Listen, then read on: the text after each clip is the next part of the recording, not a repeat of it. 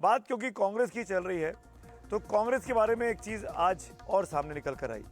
दरअसल कांग्रेस भारत की सियासत की एक ऐसी विचारधारा, एक ऐसी पार्टी है जिसमें तरह तरह की विचारधारा के लोग, तरह तरह की विचारधारा की पार्टियां आकर मिलती रही हैं।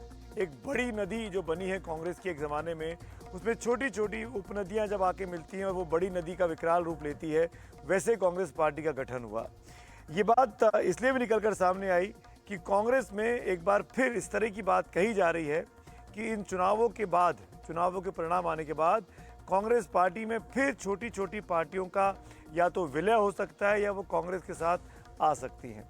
ये बात हम नहीं कह रहे हैं, ये बात कही है कांग्रेस के साथी एनसीपी शरद चंद्र पवार जो बनी है नई, उसके अध्यक्ष शरद पवार ने। शरद पवार ने आज एक इंटरव्यू दिया अखबार में और उसमें उन्होंने इस बारे में कहा है कि आने वाले वक्त में जो इंटरव्यू इंडियन एक्सप्रेस में छपा है उसमें वो ये कह रहे हैं कि आने वाले वक्त में ये हो सकता है कि अलग अलग विचारधारा के लोग, जो छोटी छोटी पार्टियां देश भर में हैं, वो कांग्रेस के साथ आएं और कांग्रेस के साथ जुड़ जाएं।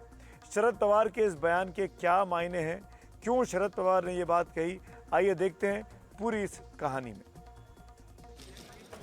कभी कांग्रेस से अलग होकर अपनी पार्टी बनाने वाले एनसीपी अध्यक्ष शरद पवार क्या इस उम्र में घर वापसी करने की सोच रहे हैं? इंडियन एक्सप्रेस को दिए एक इंटरव्यू में उन्होंने कहा कि वे कांग्रेस और एनसीपी में वैचारिक रूप से कोई अंतर नहीं देखते, लेकिन विलय को लेकर अभी कुछ कहना नहीं चाहते। सबसे बातचीत के बाद वे अपनी राय देंगे। हालांकि शरद पवार का बयान सिर्फ एनसीपी के संदर्भ में नहीं है, ये बयान बदलती राजनीति के संदर्भ में है। उन्होंने कई और बातें कही। उनका कहना है कि मोदी सरकार के खिलाफ लोगों में गुस्सा है। 2024 के चुनाव के बाद कई क्षेत्रीय दल कांग्रेस के करीब आएंगे या फिर कांग्रेस में विलय हो जाएगा। शरद पवार ने इंटरव्यू ऐसे वक्त दिया है जब वो खुद सियासी अग्नि परीक्षा से गुजर रहे हैं और विपक्ष की राजनीति कई संकटों का शिकार होती दिख रही है। हालांकि सुप्रिया सुले ने इसे शरद पवार की निजी राय बता दिया है। उनका एक जेनेरिक स्टेटमेंट है, इस बारे में मुझे नहीं पता। इसकी जानकारी पवार साहब ही दे सकते हैं और अभी तक लोकसभा का चुनाव खत्म भी नहीं हुआ है। शरद पवार जी ने ये संकेत दिया है कि उन्हें अपनी पार्टी चलाना संभव नहीं होगा, इसलिए वो इस लोकसभा चुनाव के बाद अपनी पार्टी कांग्रेस में विलीन करेंगे।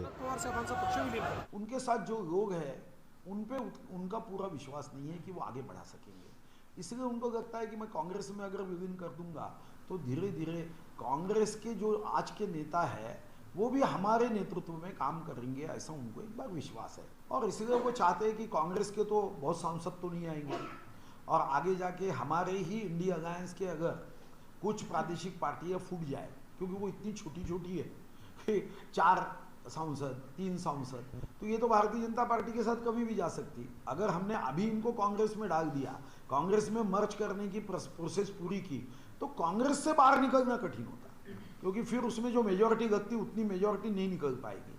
इसलिए अभी से उन्होंने ये बातें शुरू कर दी। इसमें कोई शक नहीं है कि अजीत पवार खेमे की बगावत के बाद सीनियर पवार अकेले पड़ गए हैं।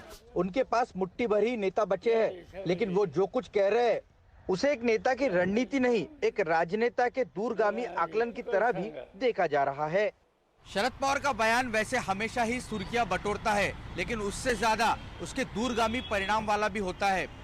पवार ने अखबार को दिए इंटरव्यू में जो बड़ी बातें कही, उससे 2 बात साफ होती है। एक तो ये कि चुनाव नतीजों के बाद कांग्रेस भले ही सत्ता में आए या विपक्ष में जाए, वे मजबूत होने वाली है, और दूसरा, आने वाले दिनों में बीजेपी और कांग्रेस के इर्द गिर्द ही देश की राजनीति घूमेगी। मुंबई से रौनक कुकड़े, एनडीटीवी इंडिया के लिए। तो सुनिए आपने ये रौनक कुकड़े की रिपोर्ट देखी आपने मुंबई से। एक बात और है, शरद पवार कांग्रेस पार्टी में ही रहे हैं, कांग्रेस से निकलकर उन्होंने अपनी पार्टी एनसीपी बनाई थी, कांग्रेस की विचारधारा को वो मानते रहे। तो आज जो उनका बयान आया उससे ये इंटरप्रिटेशन भी निकल रहा है कि शायद एनसीपी जो उनका धड़ा है, जो शरद पवार के पास है, वो शायद कांग्रेस में चुनावों के बाद उसका विलय हो जाए, ऐसा इशारा मिलता है उनके इस बयान से। ये इंटरव्यू इंडियन एक्सप्रेस में छपा। इंटरव्यू किया वरिष्ठ पत्रकार नीरजा चौधरी जी ने। नीरजा चौधरी जी करीब 5 दशकों से भारतीय राजनीति को कवर कर रही हैं, बड़े बड़े इंटरव्यूज़ किए हैं, बड़ी बड़ी किताबें उन्होंने लिखी हैं। हमारे साथ नीरजा चौधरी खुद जुड़ रही हैं। नीरजा जी, बहुत बहुत शुक्रिया एनडीटीवी इंडिया के साथ जुड़ने के लिए। खबरों की खबर के इस प्रोग्राम में आपका स्वागत है। आपने इंटरव्यू किया शरद पवार का, मैं आप ही से ये पूछना चाहता हूँ इस इंटरव्यू में ये जो कोट है उनका कि वो कांग्रेस के साथ बाकी छोटी पार्टियां भी जुड़ सकती हैं, इसका क्या मायने निकाले जाएं? इसको आप किस तरीके से देखती हैं? देखिए, शरद पवार जी ने ये सातारा में इंटरव्यू हुआ 4 मई को, उनकी बहुत बड़ी शानदार मीटिंग थी जो कि कांग्रेस और शिवसेना उद्धव ठाकरे की पार्टी जो है एनसीपी और आम आदमी पार्टी ने मिलके वो की थी और बहुत लोग थे वहाँ। और उसके बाद वो जब होटल में आए तो मैं उनसे मिली थी, तो बातचीत हुई थी। तो जो सिग्निफिकेंट चीज़ है इस इंटरव्यू के बारे में वो ये है कि वो आगे की बात कर रहे हैं, पोस्ट इलेक्शन की बात कर रहे हैं, फ्यूचर की पॉलिटिक्स ऑपोजिशन की क्या हो सकती है।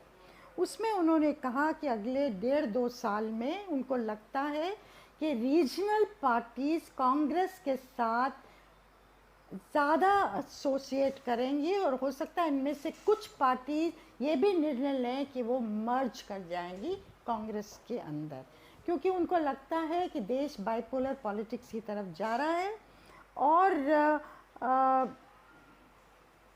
अगर लड़ाई लड़नी है भाजपा के खिलाफ तो ये अनिवार्य हो जाएगा, ये इनका मानना था। तो अब इससे एक क्लियर संदेश तो ये निकल के आ रहा है कि शरद पवार अपनी एनसीपी का विलय कांग्रेस के अंदर कराने से हिचकिचाएंगे नहीं अगर ऐसा कुछ मौका आता है और ये एक ऑनरेबल वे में कलेक्टिवली हो जाता है। और बाकी पार्टियों का भी ये उन्होंने कहा नहीं, लेकिन जो लब्बो लबाव था वो ये था कि बाकी रीजनल पार्टीज़ भी एक नई चुनौती का सामना कर रही हैं। वहाँ जो नेता थे, पेट्रियार्क्स थे, जैसे लालू यादव, मुलायम यादव, अब उनके सुपुत्र इन पार्टियों को देख रहे हैं और कई रीजनल पार्टीज़ में ये हो रहा है। वाईएसआर का जगन रेड्डी है वगैरह वगैरह। तो उनके सामने जो नई चुनौतियां आ रही हैं, डायनेस्टिक पॉलिटिक्स का आरोप लग रहा है, करप्शन के आरोप लग रहे हैं, तो उनको अगर उनको असली में लड़ाई लड़नी है तो एक इकट्ठे होके बेहतर रहेगा।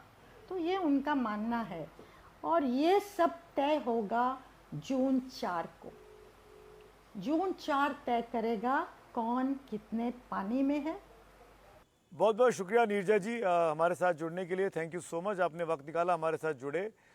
Thank you so much.